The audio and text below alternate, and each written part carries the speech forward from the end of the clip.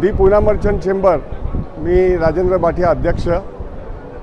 व्यापाऱ्यांची संस्था म्हणून जरी ओळखली गेली तर सामाजिक बांधिलकीची जाण ठेवून गेली 38 वर्षे लाडू चिवड्याचा उपक्रम राबवणारी पुणे मर्चंट चेंबर संस्था।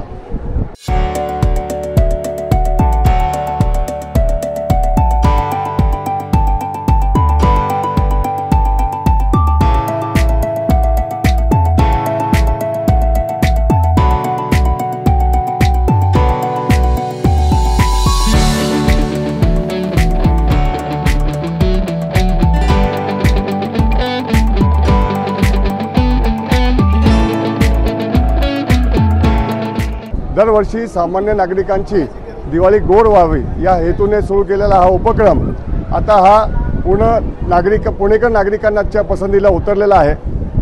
मागच्या वेळेस आम्ही 2 लाख किलोपर्यंतचा टप्पा पार करण्याचा प्रयत्न केलेला होता, मात्र यावर्षी 2 लाखाच्याही पुढे जायचा हा विषय आमचा पूर्ण होणार आहे। पुणेकर नागरिकांनी याला चांगली पसंती दिलेली आहे। 24 केंद्र केलेली आहेत पुणे, पिंपरी चिंचवड या ठिकाणी। सर्व नागरिकांच्यापर्यंत लाडू चिवडा चांगल्या पद्धतीने पोहोचावा यासाठी आमची संपूर्ण टीम कार्यरत असते। अतिशय चांगल्या दर्जाचा कच्चा माल घेऊन उत्कृष्ट क्वालिटी बनवण्याचं काम करतो। आमच्याकडे इथं फूड टेक्निशियनची टीम आहे, स्वच्छता अतिशय उत्तम ठेवलेली आहे, पॅकिंग उत्कृष्ट आहे। यामुळे लाडू चिवडा हा पुण्यापुरता न राहता हा अमेरिकेपर्यंत गेलेला आहे आणि लिम्का बुकचा रेकॉर्ड झाला, गिनीजचा झाला, इंटरनॅशनल बुक रेकॉर्ड झाला, इंडिया बुक ऑफ रेकॉर्ड झाला आणि आज लंडन बुक ऑफ रेकॉर्डचं सर्टिफिकेट देण्यासाठी त्यांची टीम आज आमच्याकडे येणार आहे। ही आमच्यासाठी अभिमानाची गोष्ट आहे।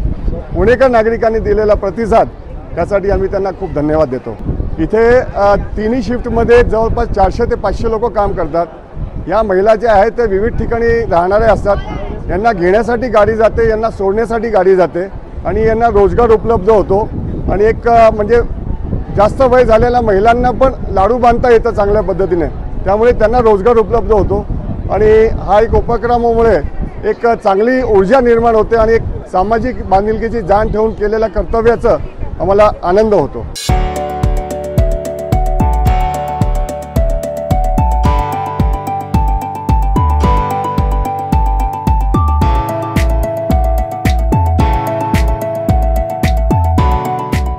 यंदा 3-4 वस्तूचे भाव वाढले होते, बाकीचे वस्तूंचे भाव जास्त न वाढल्यामुळे फक्त 10 रुपये किलोला म्हणजे 180 रुपये मागे होता, यंदा 190 रुपये किलो आहे आणि अर्धा किलोचा रेट जो आहे 100 रुपये आहे।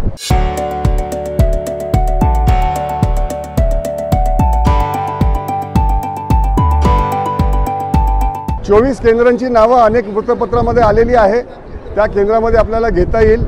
शिवाय आपल्याला काही माहिती हवी असेल तर पुणे मर्चंट चेंबरच्या फोनवर आपण फोन केला किंवा आपण आमच्या वेबसाईटवर जरी गेला तर आपल्याला माहिती मिळू शकेल।